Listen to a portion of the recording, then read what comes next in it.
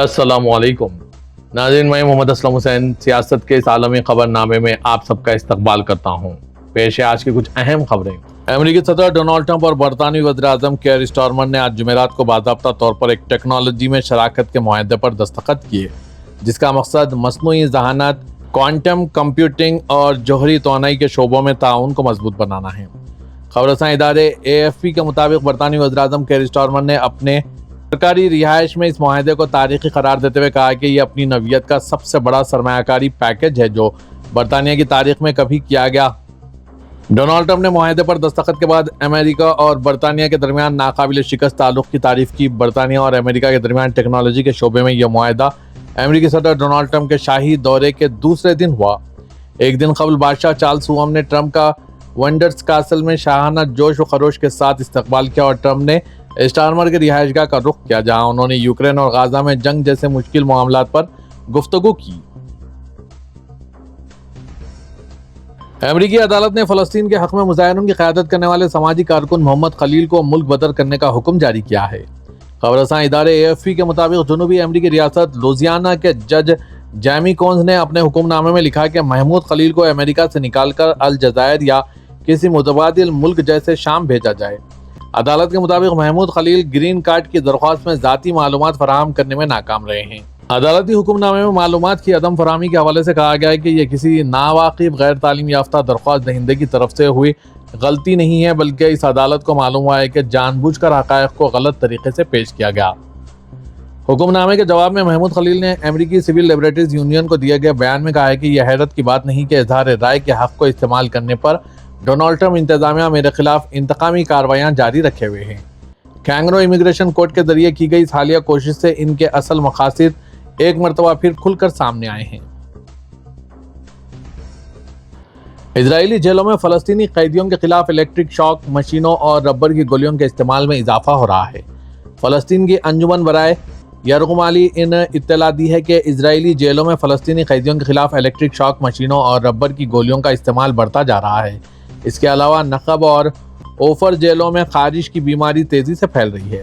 अंजुमन ने आज जारी करदा बयान में कहा है कि इसके वकला ने सितंबर के महीने में 7 मुख्तलिफ इजरायली जेलों में बशमुल खवातीन और बच्चों के डजनों कैदियों से मुलाकात की है। कैदियों के बयानात से मालूम हुआ है कि इजरायली जेलों में मुनज़्ज़म शक्ल में गैर इंसानी सलूक और बर्बरियत के मुर्तकिब हो रहे हैं। यह जुल्म और बर्बरियत जराइम के ज़ुमरे में शुमार होते हैं। अंजुमन ने कहा कि जेलों के अंदर जबर व तशद्दुद की हिकमत अमलियों और ख़ास तौर पर इलेक्ट्रोशॉक और रबर की गोलियों के इस्तेमाल में इजाफा हो रहा है। इसके अलावा नकब और ओफर जेलों में खारिश की बीमारी तेज़ी से फैल रही है। कैदियों के बयानात के मुताबिक जेल की शराइत में किसी बेहतरी के आसार नहीं नज़र आ रहे हैं। इन्हें मुनासिब खुराक फराहम नहीं की जा रही और मुसलसिल भूखा रखा जाता है। इसके अलावा दीगर बुनियादी ज़रूरियात भी पूरी नहीं की जाती। मशहूर शख्सियात ने टुगेदर फॉर फ़लस्तीन में फ़लस्तीन के हक़ में आवाज़ उठाने की अपील की है। टुगेदर फॉर फ़लस्तीन नामी वीडियो आज लंदन के वेम्बली स्टेडियम में मुतवक्किल फ़लस्तीन के एहतियात जमा करने के लिए मुतवक्किल एक बड़े कंसर्ट से पहले जारी की गई। वीडियो में Billie Eilish, Glenn Murphy, जोकेन fangs और खावियर बार्डम जैसी मारूफ शख्सियात ने शिरकत की और लोगों से फ़लस्तीनियों के हक़ में आवाज़ उठाने की अपील की। वीडियो में शामिल शख्सियात ने ज़्यादा शऊर और यकजहती की ज़रूरत पर जोर दिया और कहा है कि हम जानते हैं कि इस मुल्क के रहनुमा गाज़ा और मगरबी किनारे में शहरियों के कत्लेआम में शरीक हैं। कंसर्ट का मकसद ताउन, फ़लस्तीनी बच्चों की मदद के फंड, PCRF और फ़लस्तीनी मेडिकल रिलीफ सोसाइटी जैसी गाज़ा बहरान में फ्रंट लाइन पर काम करने वाली फ़लस्तीनी तंजीमों के लिए लाखों डॉलर अतियात जमा करना है। ये कंसर्ट यूट्यूब पर बराह रास्त नशर किया जा रहा है और इसमें मौसीकी के साथ मशहूर शख्सियात, डॉक्टरों, सहाफ़ियों, इमदादी कारकुनों और गाज़ा में काम करने वाले अफराद की तकारीर भी शामिल होंगी। चीन ने इजरायली वज़ीर-ए-आज़म बेंजामिन नेतन्याहू के मालूमाती नाकाबंदी के इल्ज़ामात को मुस्तरद कर दिया और मुतनबा किया है कि ऐसे दावे दो तरफ़ा ताल्लुकात को नुकसान पहुँचाएंगे। चीन के सरकारी अखबार ग्लोबल टाइम्स की शाया करदा खबर के मुताबिक चीन सिफारत खाने ने नेतन्याहू के चीन की तरफ से इसराइल के खिलाफ मालूमाती नाकाबंदी के इल्ज़ामात को मुकम्मल तौर पर बेबुनियाद करार दिया और कहा है कि इस नवीयत के इल्ज़ामात चीन इसराइल ताल्लुकात के लिए नुकसानदा और नाकाबिल कबूल हैं और बीजिंग को इन पर गहरी तशवीश है।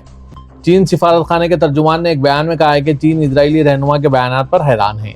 यह रद्द-ए-अमल हाल ही में नेतन्याहू के कुछ ममालिक बशमुल चीन पर मसनूई ज़हानत टेक्नोलॉजी में सरमायाकारी करने और سوشل میڈیا کے ذریعے اسرائیل کے خلاف معلوماتی ناکہ بندی شروع کرنے کا الزام لگانے کے بعد سامنے آئے ہیں۔ اسرائیل کو سیاسی حکمت عملی اور تخلیقی سفارتکاری کی ضرورت ہے۔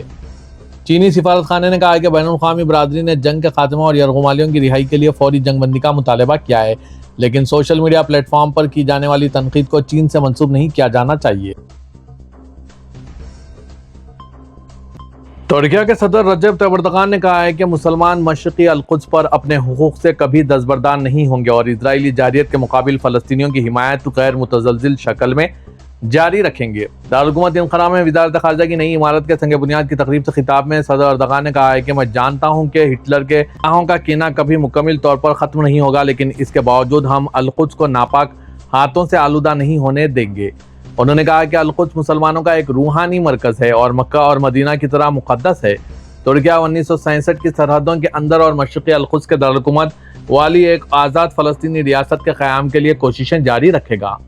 اردوغان نے کہا ہے کہ کوئی بھی ہمیں اسرائیلی قاتلانہ حملوں کے باوجود زندہ رہنے کی جدوجہد میں مصروف غزہ کے مظلوم عوام کا ساتھ دینے سے روک نہیں سکتا۔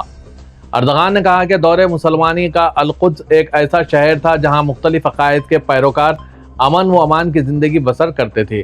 آج بھی القدس کے امن، سلامتی اور رفاہ کے لیے جدوجہد بغیر کسی تعطل کے جاری رہے گی۔ صدر اردوغان نے غزہ میں نسل کشی کے مرتکب بنیامین نتنیاہو کی مذمت کی اور کہا ہے کہ اسرائیل پورے خطے میں عدم استحکام کو ہوا دے رہا ہے۔ فلسطینی شہریوں نے کہا ہے کہ غزہ شہر کے 2 داخلی علاقوں میں اسرائیلی ٹینک دیکھے گئے ہیں۔ خبر رساں ایجنسی ریٹرز کے مطابق آج جمعرات کو فلسطینی علاقے غزہ کی پٹی میں انٹرنیٹ اور ٹیلی فون سروس کو مکمل طور پر بند کر دیا گیا، جس سے معلوم ہوتا ہے کہ اسرائیلی فوج کی زمینی کارروائی میں تیزی لائی جا رہی ہے۔ غزہ شہر کے ایک رہائشی نے اپنا آدھا نام اسماعیل ظاہر کرتے ہوئے بتایا کہ وہ ای سم کے ذریعے رابطے میں ہیں اور انٹرنیٹ اور فون سروس بند کرنا ایک شگن ہوتا ہے۔ یہ اس بات کا اشارہ ہے کہ اب کچھ بہت ہی زیادہ صفاقانہ ہونے جا رہا ہے۔ انہوں نے بتایا کہ میرے ارد گرد صورتحال انتہائی بے جان خیز ہے۔ ٹینٹ اور گھروں میں لوگوں کو اپنی زندگی کی بہت زیادہ پریشانی ہے۔ بہت سے لوگ شہر چھوڑنے کی استطاعت ہی نہیں رکھتے، لیکن بہت سے ایسے بھی ہیں جو شہر چھوڑنا ہی نہیں چاہتے۔ اسماعیل شہر کے مغربی ساحلی علاقے سے ریٹر سے گفتگو کر رہے تھے۔ فلسطین کے ٹیلی کام کمپنی نے کہا ہے کہ علاقے میں مرکزی نیٹ ورک کی لائن کو ہدف بنایا گیا ہے۔ غزہ کے مقامی محکمہ صحت نے کہا ہے کہ جمعرات کو علاقے میں کم از کم 14 فلسطینی شہری اسرائیل کے حملوں یا فوج کی فائرنگ سے مارے گئے ہیں۔ ایک تازہ بیان میں اسرائیلی فوج نے کہا ہے کہ وہ غزہ شہر میں دہشت گردی کے انفراسٹرکچر کو نشانہ بنا رہی ہے اور دہشت گردوں کا خاتمہ کر رہی ہے۔ اسرائیلی فوج کے بیان میں ٹیلی کام رابطوں کے نظام کو نشانہ بنانے یا ٹینکوں کی شہر میں داخلی کی بات نہیں کی گئی۔ خلیج جوائنٹ دفاعی کونسل نے آج جمعرات کو دوحہ میں ایک ہنگامی اجلاس کے دوران علاقائی سلامتی کے خدشات، بالخصوص قطر پر حالیہ اسرائیلی حملے کے تناظر میں متعدد اہم سیکورٹی اقدامات کا اعلان کیا۔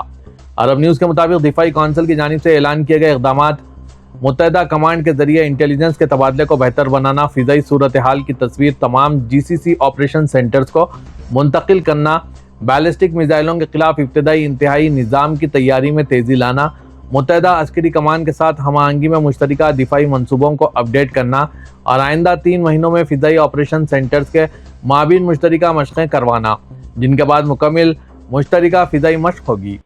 کونسل کے ارکان نے ابھرتے ہوئے خطرات سے نمٹنے اور خلیج دفاعی اتحاد کو مضبوط بنانے کے لیے ہر سطح پر کام اور ہم آہنگی جاری رکھنے کا عزم ظاہر کیا۔ یہ اجلاس قطر کے وزیر مملکت برائے امور دفاع شیخ سعود آل ثانی کی صدارت میں منعقد ہوا، جس میں خلیجی ممالک کے وزرائے دفاع اور اعلیٰ عسکری حکام نے شرکت کی۔